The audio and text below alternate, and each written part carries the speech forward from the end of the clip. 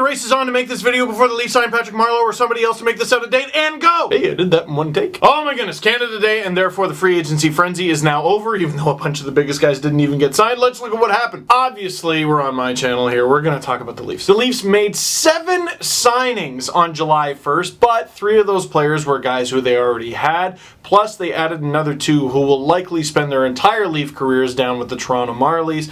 Really, they only added 2 guys. Colin Greening gets a 1-year contract with the Leafs. I believe it was $750,000. He deserves it, frankly. I feel like in the brief time that Colin Greening was a member of the Toronto Maple Leafs, the year that they finished last, I think he was a winger for most of it. That wasn't the case when he was with the Marlies. No, Greening was often either their second line or first line center on account of they had no centers. In that regard, he's just adding to the Leafs center depth, and they could use some centers. He'll probably be captain of the Marlies, and we'll get to that a little bit later. And also, when he was with the Leafs at the end of the season that they finished last, which seems like ancient history now, he had 15 points in 30 games. Were it not for his expensive contract, he probably would have made the team out of camp last year. Alright, that's a bit of an assumption, but the Leafs had over $5 million in cap overage last year. They couldn't exactly call Colin Greening up, even if he deserved it. The Leafs also signed 31-year-old Chris Mueller to an NHL contract, 2 years, and also Vincent Loverdi to 2 years. He's a defender who had won the Calder Cup. A lot of veteran leadership there. Paul Bissonnette actually went on a little Twitter rant just speaking glowingly about Vincent Loverdi. And the AHL is so strange. You gotta have a little bit of a balance going there. I think there's a reason why the Leafs re-signed Rich Clune a couple days ago. Sorry, not the Leafs, the Marlies. The Leafs' depth at wing, at forward, is insane. They got a bunch of young defenders who are ready to come up too. But you can't just load up the entire team with kids. It's a development league. Yes, you have all kinds of paid staff and coaches who are trying to coach these players through their development, but ultimately you can't have the inmates run the asylum. You have to have a few guys who've been there. I genuinely think that, and yes, this is coming from someone who usually goes, yes, but have you seen their hero chart? The Leafs also re-signed Curtis Mcilhenny to 2 years and Garrett Sparks to 2 years, both at under $1 million. Well under, actually. McIlhenny's only making $850,000 to be the Leafs' backup. Interestingly, the first year of Sparks' 2-year deal is 2-way. The second year is 1-way. I think if everything went differently, if Sparks had a much more healthy season last year, he would be the Leafs' backup goalie right now. I really do. Too many of you are basing your opinion on him around the fact that he was the Leafs' injured goalie during the stretch run when they finished last. They basically just tied him to the goalpost like Millhouse. I think the plan seems pretty simple. Have McIlhenny back up Freddie, obviously, and have Garrett Sparks develop in the AHL, hopefully continue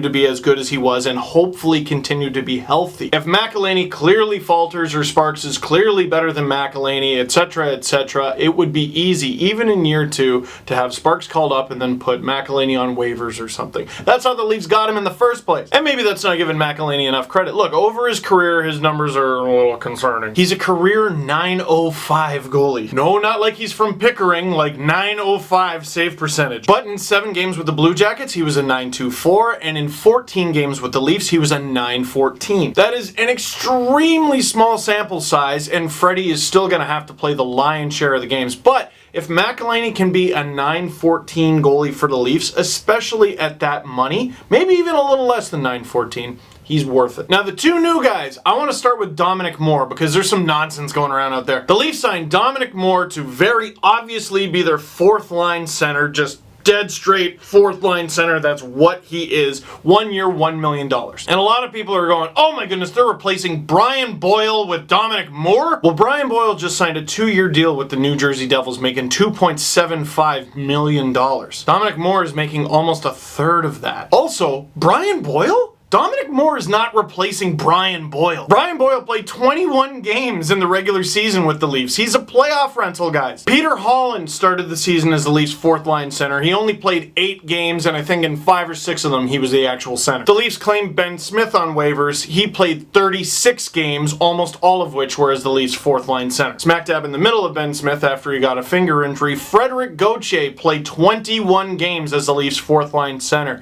He played as many games as the Leafs' 4th line center as Brian Boyle. And I didn't hear anybody saying, oh, they're replacing Frederic Gauthier with Dominic Moore? The point I'm trying to make is Dominic Moore is replacing everyone who came before Brian Boyle, not Brian Boyle. It's okay. I mean, the Leafs haven't bought at the deadline in a long time. Moore is a veteran in this league. He's only signed a 1 year. It's only $1 million. He can kill penalties. He's played in this city before. How is this not perfect? Okay, maybe not perfect, definitely nothing to complain about. I like the signing. Then something that concerned me a little bit, the Leafs signed Ron Haensi, 2 years at $3 million a pop. It's kind of amazing. Ron Haensi was drafted in the year 2000 and never played an NHL playoff game until 2017. He had a streak of not making the playoffs in a full season almost as long as the Leafs, but it turned out pretty okay for the 36-year-old. He played more games in the playoffs as a Penguin than in the regular season, 25 versus 16. Now I looked at it and said, left-hand shot, how does that make sense? The Leafs don't need another guy on the left. Turns out he's a left-hand shot who plays on the right. Now Matt Hunwick drove me up a wall. He drove me absolutely nuts, and coincidentally he just signed a 3-year contract with the Pittsburgh Penguins, $2.25 million. As much as Hunwick drove me nuts, he does have a raw skill set. He can move the puck.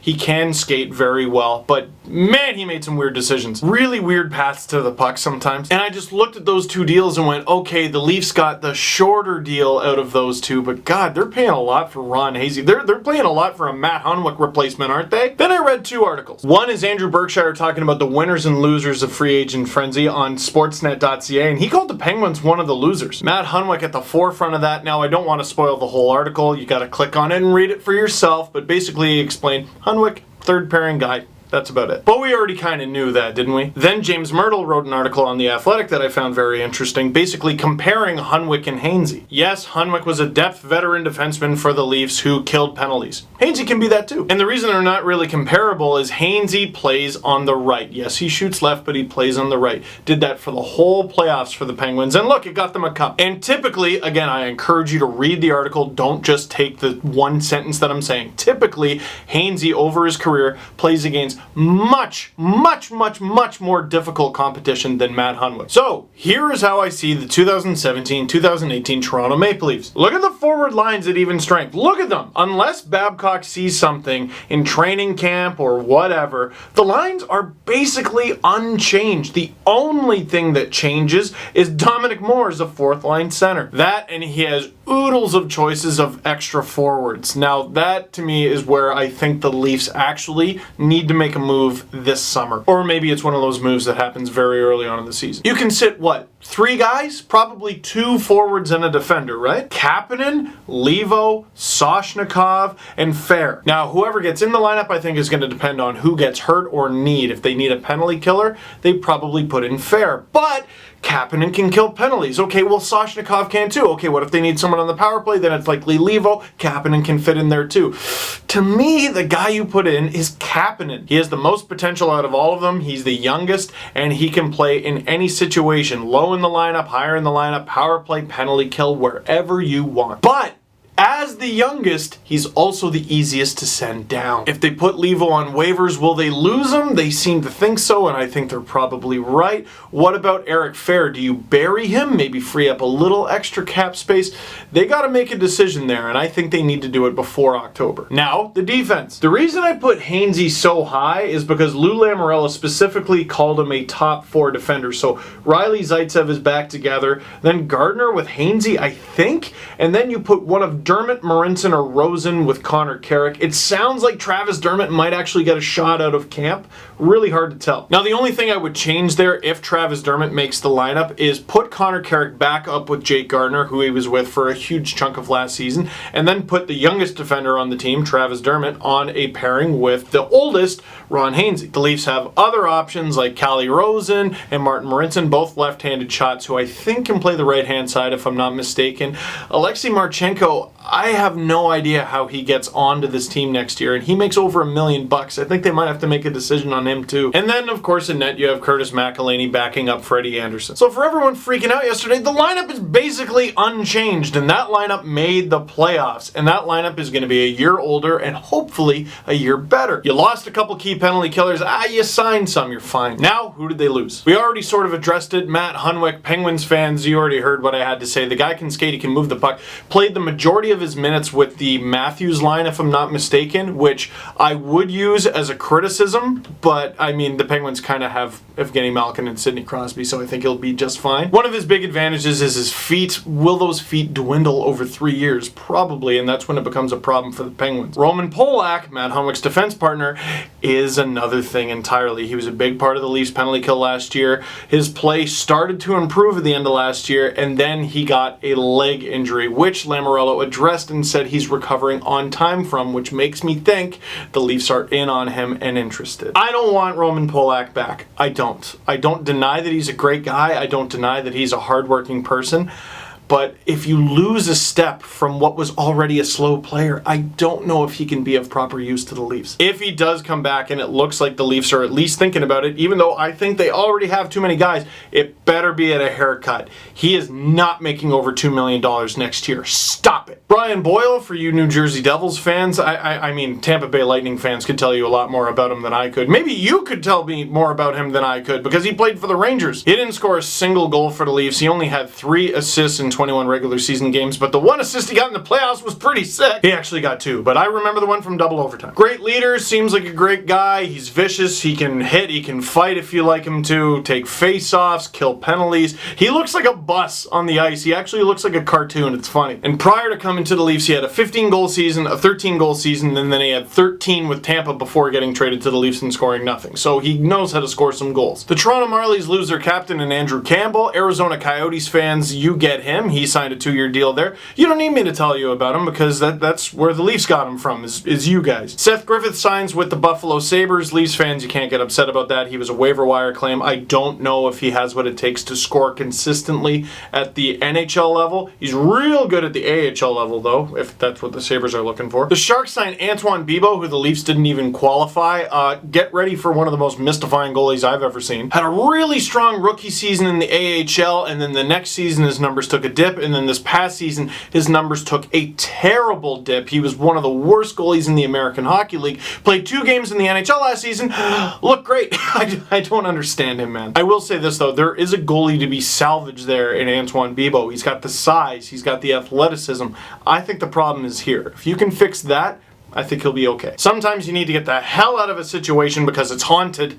Maybe that's what Bibeau needed. Montreal, you signed a couple guys, Peter Holland and Byron Froese. Byron Froese isn't much of a depth center or a fourth-line center in the NHL. The Leafs tried that when they were really, really bad. They also gave him a shot for a tiny bit towards the end of last season. I forgot to mention him earlier when I was talking about Freddie Gauthier and all that. I just don't think he really has what a fourth-line center in the NHL needs to deliver. He's an amazing goal scorer in the AHL. He's definitely got a goal-scoring touch. Maybe if put in a different role, he can do that, but I don't know if he's going to play consistently in the NHL for you. Peter Holland, well, I yelled and screamed for the Leafs to put him in the lineup in the first quarter of last season, and for whatever reason, Mike Babcock didn't like it. Got traded to Arizona for a conditional 6th-round pick, came back to the Leafs next week, scored the shootout winner. Son of a gun! And then after that, 5 goals and 6 assists for 11 points in 40 games with the Coyotes. He was a restricted free agent. The Coyotes let him walk for nothing. That's how the Habs were able to get him, and the Leafs ended up trading him for nothing because the condition on the 6th was the Coyotes re-signing him, so he was traded for nothing and let go for nothing twice this past year. If it's any consolation, I'm sure he's going to kick the Leafs' ass anytime he plays them because he's going to be extra fired up. But I mean, here's his hero chart from ownthepuck.blogspot.com. It doesn't exactly instill confidence. Here's a side-by-side of him with David Desharnais. I just thought I would turn the knife a little bit. For both Holland and Froese, I wouldn't call either of them bad players. I also question whether or not either of them provide what Montreal needs right now, which, if he doesn't do something soon, might be a new GM. And while I was editing, they re-signed Price. LOL. And Frankie Corrado, if I ever saw him play, I would have an evaluation for you. He took a penalty once, and that was it. That was just it. A few of the other big signings, the Montreal Canadiens signed Carl Alzner to a 5-year, $4.625 million cap hit. I'll link to some stuff from Russian Machine Never Breaks. This is nothing but wicked news for the Leafs, man. That's a bad deal. Berkshire was all over this too. A lot of people were all over this. There were all kinds of flags and warning signs for why the Habs should not offer Carl Alzner, a contract like this, and they did it anyway because just Bergevin, YOLO. I don't doubt that he's tough. I don't doubt that he's hard-nosed, but he is exactly the kind of defender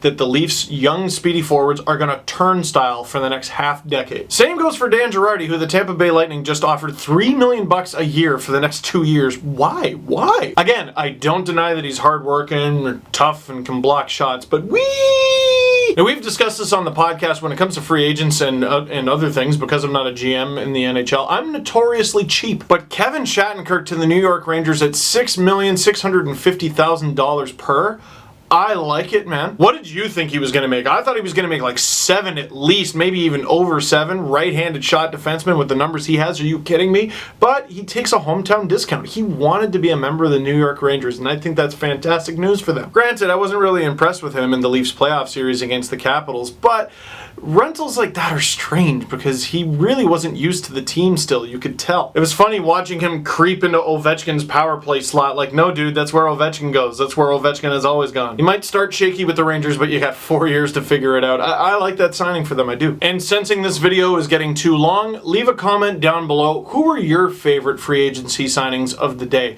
There were a lot of cheap, good deals out there. Vancouver made some, Nashville made some, Chicago made some, even though they still got to get under the cap somehow, although Marcus Kruger will probably be traded by the time this video is even edited. And hey, riddle me this. If you're the Leafs, if you're a Leafs fan, do you want them to sign Patrick Marleau? My instinct is to say, yes, of course, it's Patrick Marleau. Why wouldn't I want him? But where do they even put him? And then who do they get rid of? I'll leave you with this thought. There were rumors, legitimate rumors, that the Leafs were looking at Marleau, and it sounds like they're still in on him. Maybe by the time this video is up, they might have even got him. JVR is an unrestricted free agent at the end of the season, and it's already been rumored that the Leafs offered him to the New York Islanders in a trade. Bozak is a UFA at the end of the season. So is Leo Komarov. The Leafs are up to something. I have a very hard time believing they're going to go into next season with this lineup. Right? Maybe not this summer, maybe not at the start of next season, but at some point I just can't help but feel the kablooey is coming. Like, I have a hard time believing the Leafs were like, Travis Hamonic, Ron Haensi, basically the same thing. So that is it for this one. Thank you very much for watching this marathon. Click like if you like this video, click subscribe if you really liked it, tell all your friends, and alright, make this thing out of date already. Let's go.